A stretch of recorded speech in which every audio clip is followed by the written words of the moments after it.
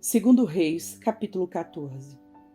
No segundo ano do reinado de Jeoás, filho de Jeoacás, rei de Israel, Amazias, filho de Joás, rei de Judá, começou a reinar. Tinha 25 anos de idade quando começou a reinar e reinou 29 anos em Jerusalém.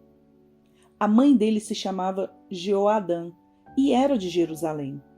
Amazias fez o que era reto aos olhos do Senhor, ainda que não como Davi seu pai, mas fez segundo tudo o que seu pai Joás havia feito. Apenas os lugares altos não foram tirados, e o povo ainda sacrificava e queimava incenso nesses altos. Logo que o reino foi confirmado nas suas mãos, matou os servos que tinham assassinado o rei, seu pai. No entanto, não matou os filhos dos assassinos, mas fez segundo está escrito no livro da lei de Moisés, no qual o Senhor deu ordem dizendo: os pais não serão mortos por causa dos filhos, nem os filhos serão mortos por causa dos pais. Cada qual será morto pelo seu próprio pecado. Amazias matou 10.000 edomitas no Vale do Sal e conquistou a cidade de Sela na guerra, dando-lhe o nome de Jocteel, que ela conserva até o dia de hoje. Então Amazias enviou mensageiros a Jeoás, filho de Jeoacás, filho de Jeú, rei de Israel, dizendo: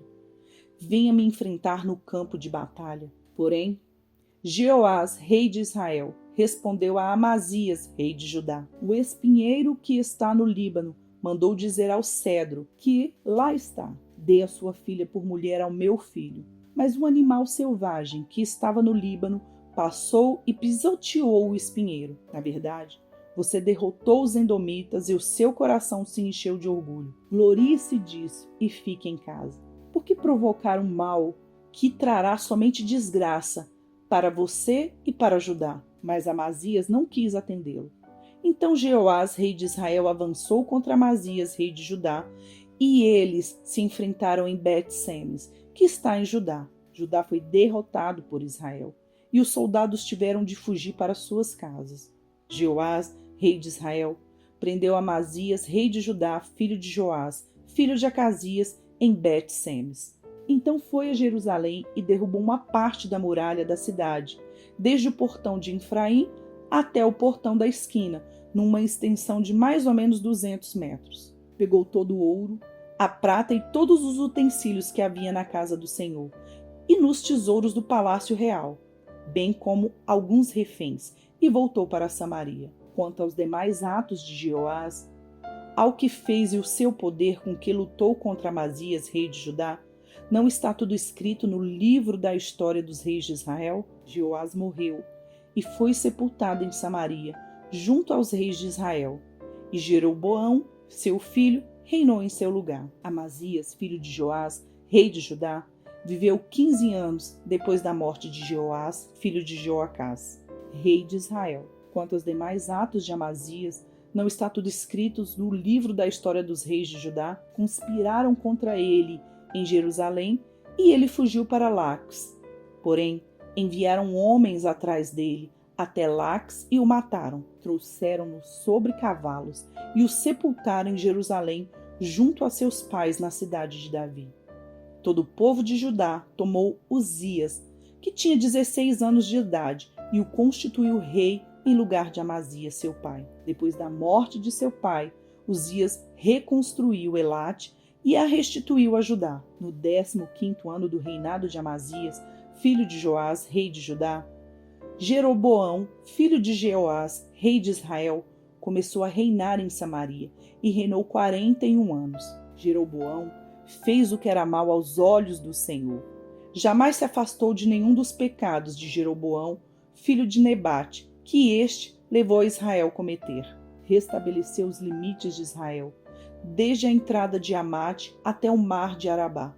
Segundo a palavra do Senhor, Deus de Israel, anunciou por meio de seu servo Jona, filho de Amitai, o profeta que era de Gat-Efer. Porque o Senhor viu que a aflição de Israel era muito amarga, porque não havia nenhum escravo, nem livre, nem quem o socorresse Israel. O Senhor ainda não havia falado em apagar o nome de Israel da face da terra.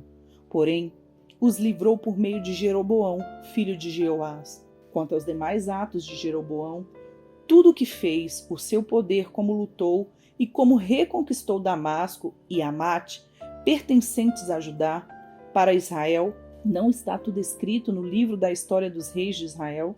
Jeroboão morreu e foi sepultado nos túmulos dos reis de Israel. E Zacarias, seu filho, reinou em seu lugar. Miqueias capítulo 4.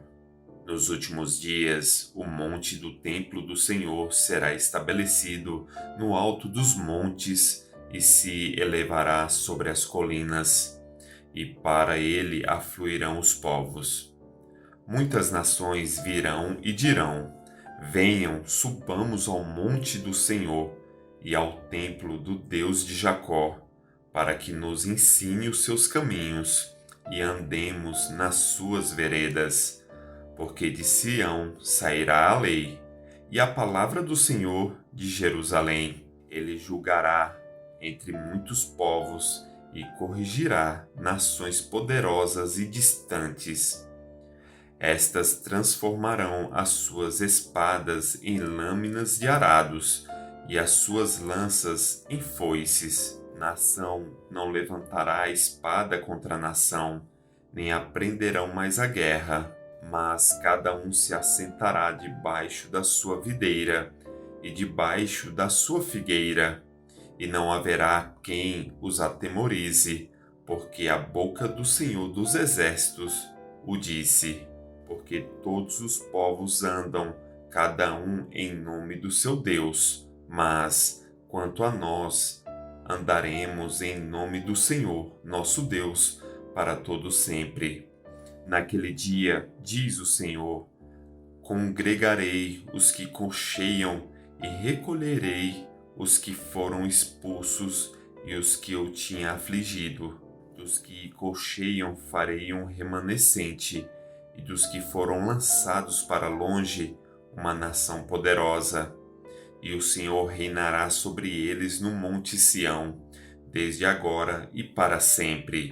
A você, ó torre do rebanho, monte da filha de Sião, a você virá, sim, virá o primeiro domínio, o reino da filha de Jerusalém. Agora, porque você está gritando tão alto, será porque você não tem rei?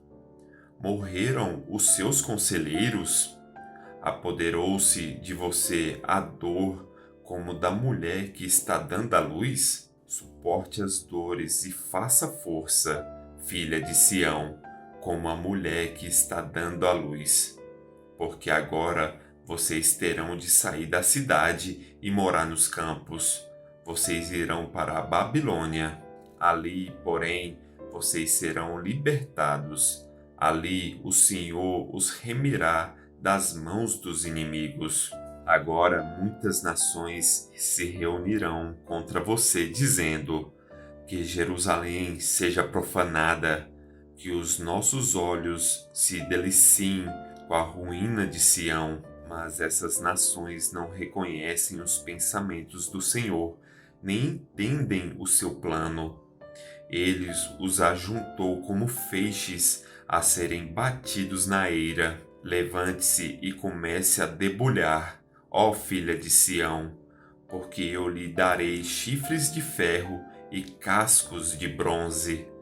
Você esmagará muitos povos, e as riquezas que eles adquiriram serão dedicadas ao Senhor, e os bens que eles conquistaram pela força serão consagrados ao Senhor de toda a terra. Agora ajunte-se em tropas, ó filha de tropas, porque fomos sitiados, e ferirão com uma vara a face do juiz de Israel. Segunda carta aos Coríntios, capítulo 1 ao capítulo 2, versículo 4. Paulo, apóstolo de Cristo Jesus, pela vontade de Deus, e o irmão Timóteo, à Igreja de Deus que está em Corinto, e a todos os santos em toda a Acaia. Que a graça e a paz de Deus, nosso Pai, e do Senhor Jesus Cristo estejam com vocês. Bendito seja o Deus e Pai de nosso Senhor Jesus Cristo, o Pai de misericórdias e Deus de toda a consolação. É Ele que nos consola em toda a nossa tribulação, para que pela consolação que nós mesmos recebemos de Deus, possamos consolar os que estiverem em qualquer espécie de tribulação. Porque, assim como transbordam sobre nós os sofrimentos de Cristo, assim também por meio de Cristo transborda o nosso consolo. Se somos atribulados, é para o consolo e a salvação de vocês. Se somos consolados, é também para o consolo de vocês.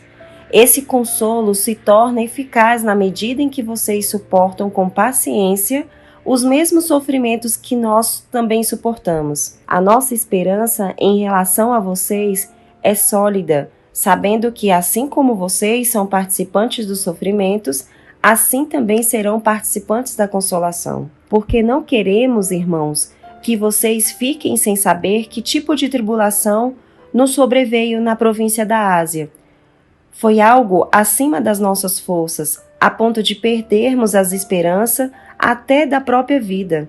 De fato, tivemos em nós mesmos a sentença de morte, para que não confiássemos em nós mesmos, e sim no Deus que ressuscita os mortos, o qual nos livrou e ainda livrará de tão grande morte. Nele temos esperado que ainda continuará a nos livrar, enquanto vocês nos ajudam com orações a nosso favor, para que por muitos sejam dadas graças a Deus a nosso respeito, pelo benefício que nos foi concedido por meio da súplica de muitos. Porque a nossa glória é esta, o testemunho da nossa consciência de que com simplicidade e sinceridade de Deus, não com sabedoria humana, mas na graça divina, temos vivido no mundo, especialmente em relação a vocês, porque nenhuma outra coisa escrevemos para vocês, a não ser aquilo que vocês leem e entendem. E espero que vocês entendam completamente, como também já nos entenderam em parte, que seremos a glória de vocês, assim como vocês também serão a nossa glória no dia de Jesus, nosso Senhor. Com esta confiança, eu queria primeiro ir encontrar-me com vocês, para que tivessem um segundo benefício. Queria, ao passar por aí, dirigir-me à Macedônia, e da Macedônia voltar a encontrar-me com vocês, sendo então encaminhado por vocês à Judéia. Ora, ao querer isso, será que agi com leviandade? Ou, ao tomar decisões, será que decido segundo a carne, de modo que haja em mim simultaneamente o sim, sim, e o não, não? Mas, como Deus é fiel, a nossa palavra dirigida a vocês não é sim e não, porque o Filho de Deus, Jesus Cristo, que foi anunciado entre vocês por nós, isto é, por mim, Silvano e Timóteo, não foi sim e não. Pelo contrário, nele sempre houve o sim, porque todas as promessas de Deus têm nele o sim. Por isso, também por meio dele se diz o amém, para a glória de Deus, por meio de nós. Mas aquele que nos confirma juntamente com vocês em Cristo e que nos ungiu é Deus, que também pôs o seu selo em nós e nos deu o penhor do Espírito em nosso coração. Eu, porém, por minha vida, tomo Deus por testemunha de que foi para poupar vocês que ainda não voltei a Corinto. Não que tenhamos domínio sobre a fé que vocês têm, mas porque somos cooperadores da alegria de vocês. Porque pela fé vocês estão firmes.